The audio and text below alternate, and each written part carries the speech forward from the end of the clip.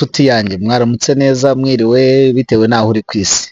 Ni Pastor Emmanuel nagarutse muri rya jambo ryandi twavuze tuzajya tubagezaho, riri mu bwenge bwinshi ariko rishobora no gutuma wubakika.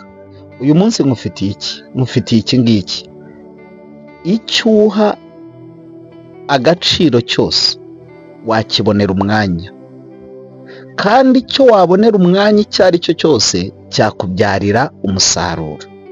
Gusa wibuke ko umusaruro udatandukana n'imbuto wabibye.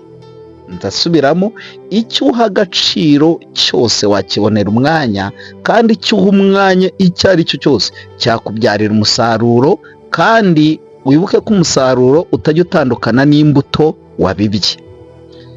Nkwifurize rero ibi ngibi, nimba ushaka umusaruro mwiza, please biba imbuto nziza, kandi icyo uhaye umwanya icyo ari cyo cyose ibuke ko kizabyara umusaruro.